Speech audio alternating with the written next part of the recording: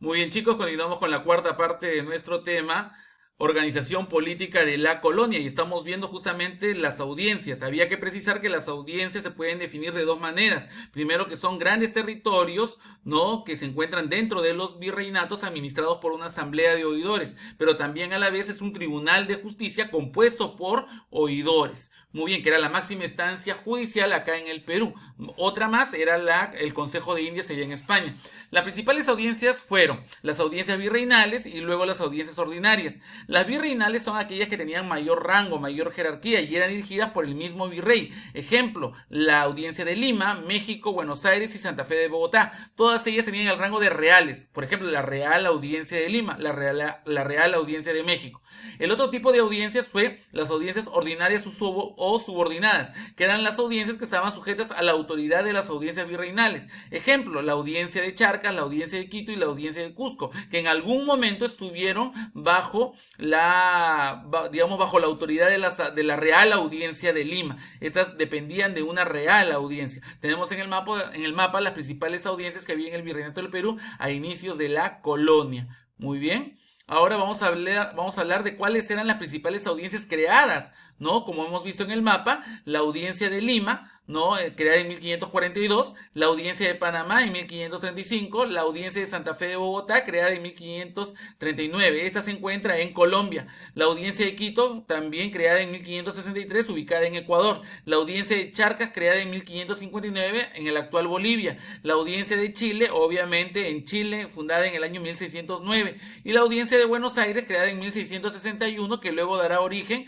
al Virreinato del Río de la Plata. Bueno, ¿sabías que en el Virreinato del Perú durante los siglos XVI y XVII y a comienzos del siglo XVIII abarcó casi toda América del Sur, con excepción del territorio que había sido invadido por los portugueses, ¿no? Que es el actual Brasil. Recuerden que había otro virreinato, el Virreinato de Nueva España, que era México, y la gobernación de Venezuela, que dependía del Virreinato de México. Muy bien, ahora, otro dato importante, ¿no? Luego de las reformas borbónicas, el territorio del virreinato peruano se redujo y solo conservó la audiencia de Lima. Pero luego, con la revolución de Tupac Amaru, se creó otra audiencia, la audiencia del Cusco. Quiere decir que al terminar la colonia, el Perú estaba compuesto por dos audiencias, la Real Audiencia de Lima y la audiencia del Cusco, que fue creada luego de la rebelión de Tupac Amaru.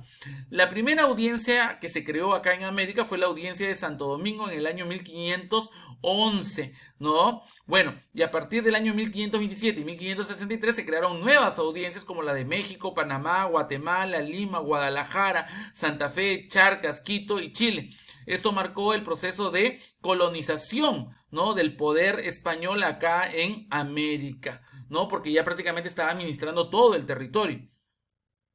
Pasamos ahora a otra diapositiva para poder darnos cuenta de las encomiendas. Dentro de las autoridades acá coloniales en América, no hemos puesto a los encomenderos debido a que las encomiendas se eliminaron, pues, digamos, bajo las nuevas leyes de Indias de 1542. Pero debido a las continuas guerras que hacían los conquistadores que reclamaban tierras, se permitieron que, digamos, sobrevivan hasta inclusive más de un siglo, ¿no? En este caso, las encomiendas poco a poco fueron reducidas y solamente había unos cuantos encomenderos. ¿Pero qué era la encomienda? Era el derecho que tenía un conquistador que había sido dado por el rey de España, ¿no? Para que se encargue del cuidado de un grupo de indios, al cual debía educar, vestir, proteger y transmitirles la religión católica. A cambio de esto, los indios trabajarían para el encomendero, ¿no? Bueno, en sus tierras. Los encomenderos fueron hombres muy poderosos al inicio de la colonia, tenían tierras realmente inmensas, eran muy poderosos y justamente el rey de España tenía miedo de que estos encomenderos se rebelen y se independicen y formen su propio país. Por eso es que crea el virreinato del Perú. Bueno, los encomenderos eran realmente abusivos con la población indígena. Ahora, poco a poco se fueron creando corregimientos que fueron reemplazando a las encomiendas y luego las intendencias reemplazan a los corregimientos. Los corregimientos, ¿no? Al igual que las encomiendas, fueron las principales fuentes de explotación hacia los indios. Las encomiendas fueron suprimidas o abolidas por el rey Felipe V en el año 1720. Bueno, ya quedaban algunas nada más, pero a partir de la creación del Virreinato del Perú, subsisten algunas encomiendas, pero poco a poco van desapareciendo. Todas las tierras pasaron a poder de la corona y se las repartió luego en corregimientos. Tenemos la imagen justamente del encomendero llevado en andas por los indios. Los corregimientos fueron territorios más pequeños que digamos que las audiencias, eran subdivisiones territoriales de las audiencias y eran gobernados por un corregidor. Este corregidor tenía la función de evangelizar al indio, educarlo, pero no lo cumplió, más bien se dedicó a explotarlo. ¿Qué dice acá? Los corregidores eran nombrados por el rey mediante el Consejo de Indias, ¿no? Era un cargo que muchos corregidores compraban allá en España para tenerlo acá y acá poder explotar todo lo que podían, por eso maltrataban al indio.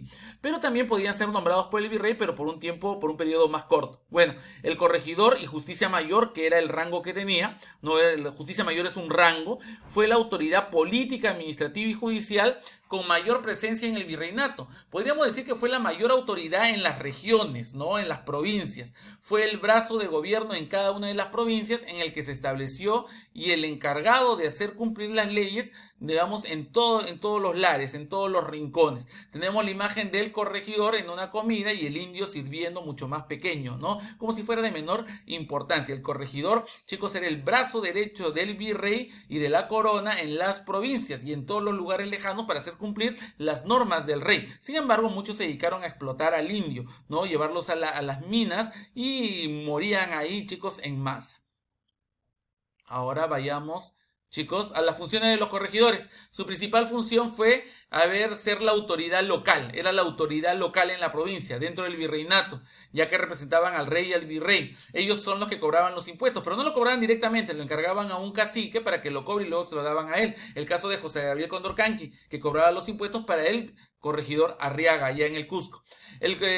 ¿Qué otras funciones tenía? Corregir los abusos, arbitrariedades que se cometiesen contra los indios. Sin embargo, esto fue todo lo contrario. Ellos más bien eran los principales abusivos contra los indios. Se convirtieron en los mayores abusadores y extorsionadores de los indios. ¿Por qué? Porque lo obligaban a comprar con un montón de productos inservibles, ¿no? Y les cobraban altos precios por eso. A esto se llamó los famosos repartimientos mercantiles o repartos mercantiles, que era la obligación de los indios de comprar objetos inservibles al corregidor, ¿no? A precios muy altos. Otra función, conservación y reparación de caminos y tambos. Los corregimientos fueron suprimidos en 1782 con la rebelión de Túpac Amaru, debido a que la noticia de la rebelión por el abuso del corregidor había llegado a las mismas esferas del gobierno, a la misma corona, al mismo rey de España. Bueno, en su reemplazo se crearon las intendencias. Tenemos la imagen de cómo los corregidores abusan de la población, tanto de mujeres, niños y hombres, ¿no?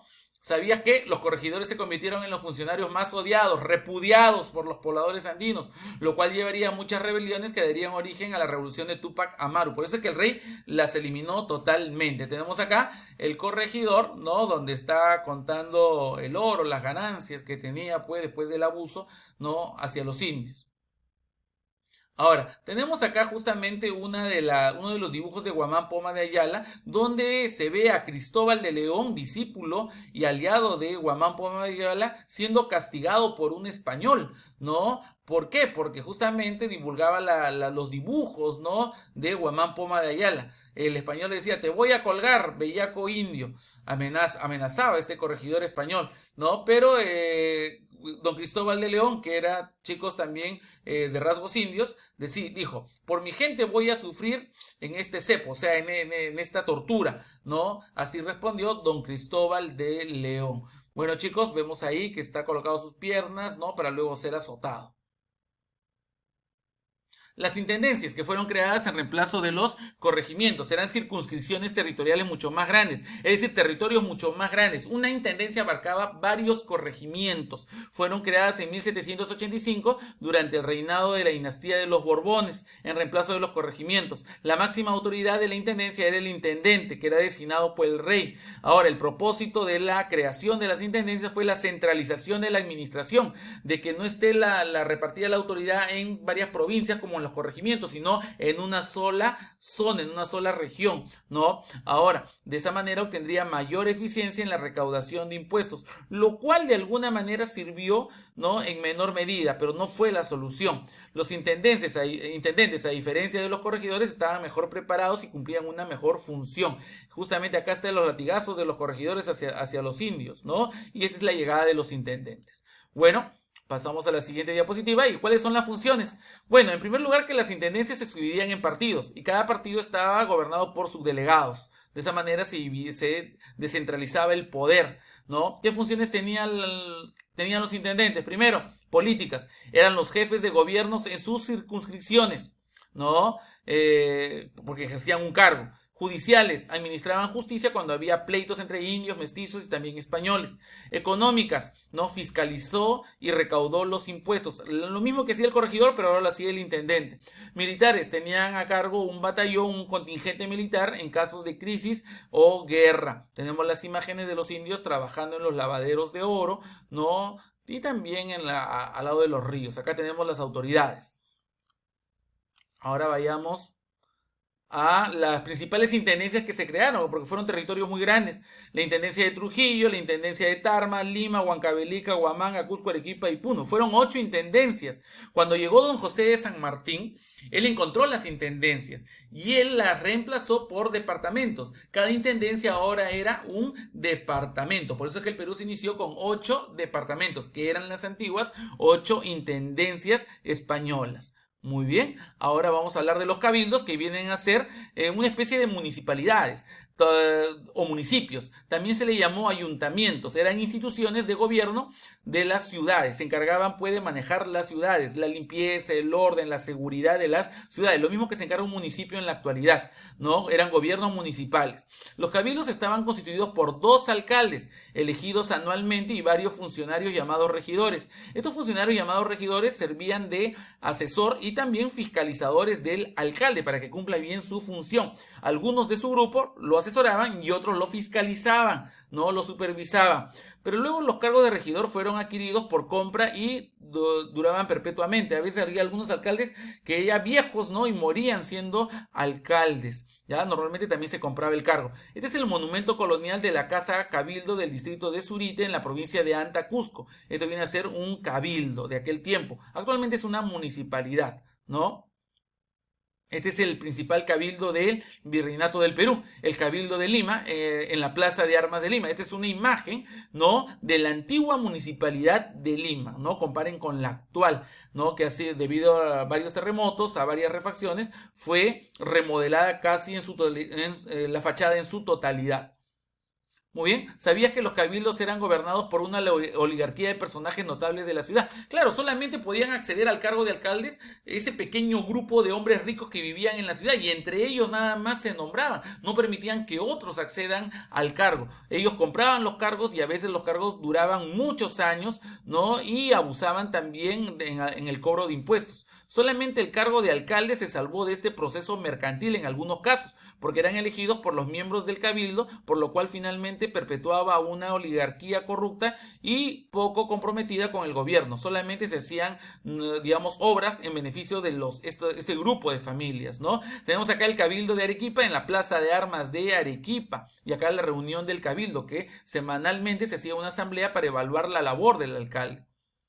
Bueno, ahora tenemos las autoridades indígenas como el Barayoc. Primero tenemos el cacique, que era el jefe de los pueblos indígenas, ¿no? Ellos se encargaban de recaudar los impuestos y organizar el trabajo para la mita, ¿no? Encargado del cobro de tributos a las comunidades y hacer cumplir el trabajo personal. Ellos organizaban, ya este grupo trabaja este mes, el otro mes, y así, ¿no? Ese era el cacique, también llamado curaca. Ellos tenían beneficios, no pagaban impuestos, podían vestirse como español, podían estudiar en la escuela de caciques, ¿no? Y no trabajaban en la mita. Aparte de esto, había otra autoridad llamada el Barayoc, que el Barayoc era justamente el gobernador directo de los pequeños pueblos, ¿no? Y él es el que imponía orden a través de su vara, como vemos en la imagen. Este cargo venía de la época del Tahuantinsuyo. Como vemos, había un gran número de autoridades tanto en España como en América, lo cual permitió una mejor administración de las colonias. Sin embargo, esto no fue total y real. ¿Por qué? Porque los españoles ejercieron una pésima, una malísima administración sobre todo el virreinato, las audiencias, los corregimientos y las intendencias. Pudo ser mejor. Muchos de esos problemas ¿no? Y defectos ya o vicios que tuvieron los españoles los heredaron digamos, a los peruanos cuando ellos ejercieron su independencia. Cuando nosotros fuimos independientes habíamos heredado muchos males que venían de la época colonial. Muy bien, chicos, eso es todo. Gracias por escucharme y nos vemos en clase. Espero les haya gustado.